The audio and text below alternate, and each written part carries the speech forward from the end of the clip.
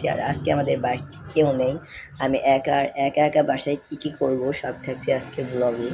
তো আজকে গ্যাস তোমরা আমার হাতে একটা জিনিস দেখতে পাচ্ছ, এটা গ্যাস তোমরা একবার আমার বেডরুমের অবস্থাটা দেখো, কি অবস্থা। আসসালামু আলাইকুম এভরিওয়ান, কি অবস্থা সবার? আশা করি সবাই অনেক ভালো আছে। তোমার দরকার সালামের মধ্যে আমি অনেক ভালো আছি। আর আজকে আমাদের বাড়িতে কেউ নেই, আমি একা একা বাসায় কি কি করব সব থাকছে আজকে ব্লগে।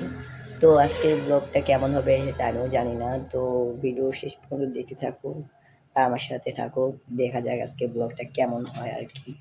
বাড়িতে কেউ না থাকার কারণে আমি এখন কি করব সেটাই ভাবছিলাম। তো তার কারণে আমি ফ্রিজের কাছে চলে গেলাম, আর ফ্রিজের কাছে গিয়ে আমি ফ্রিজটা খুলে দেখছিলাম যে ফ্রিজের ভিতর কি আছে। ফ্রিজের ভিতর কিছুই ছিল না, মোটামুটি খালি ডিম ছিল, আর তো কিছু দেখছি না। তো তারপরে দেখলাম আমি হচ্ছে যে কিছু লেবু, তো ভাবছিলাম লেবু দিয়ে কিছু বানানো যাক।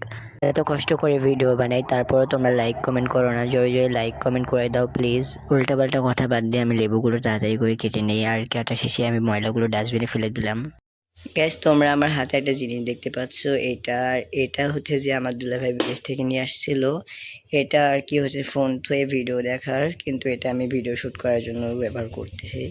আর কথা না বাড়িয়ে আমরা আমার কাজে চলে আসি। আমি লেবুর শরবতটা বানাতে শুরু করে দিলাম। আর এটা হচ্ছে যে আমার ওই স্ট্যান্ডটা দিয়ে শ্যুট হচ্ছে। স্ট্যান্ডটা অনেক উপরে হওয়ার কারণে গ্লাসটা দেখা যাচ্ছিল না, তাই জন্য স্ট্যান্ডটা একটু নিচে নামিয়ে রাখি।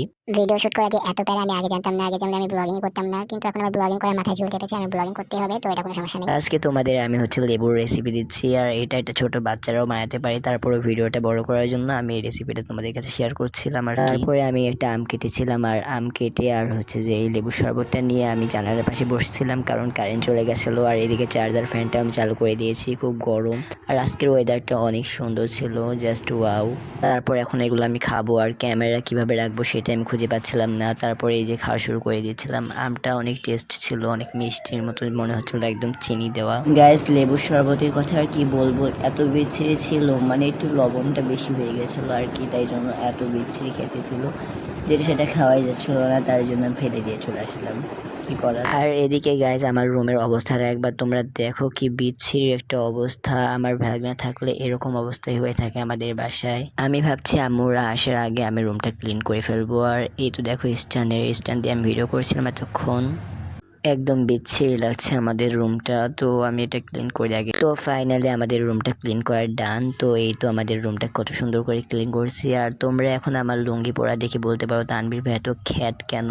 আমাদের মাদ্রাসার সব ছাত্ররাই লুঙ্গি পরে, সেখান থেকে আমিও লুঙ্গি পরি, তো লুঙ্গি পরে থাকতে আমার ভালোই লাগে। তো রুমটা ক্লিন করার পর কেমন লাগছে তোমাদের কাছে? আমার কাছে তো ভালোই লাগছিল আর কি। এই ভিডিওটা বানাতে আমার 2বার ভয়েস ওভার করা লাগছে। এর আগে আমি ক্যাপকাট দিয়ে বানিয়েছিলাম, কিন্তু সেখান থেকে আমি এক্সপোর্ট করতে পারছিলাম না। তারপর এই ভিডিও অ্যাপসটা নামিয়ে এটা দিয়ে হচ্ছে ভিডিওটা এডিট করছিলাম। তো দেখতে দেখতে আমার আম্মুরা চলে আসছিল, আর তো আমার জন্য মিষ্টি নিয়ে আসছিলো। তো আমি এটা একটু খেয়ে দেখছিলাম যে কেমন।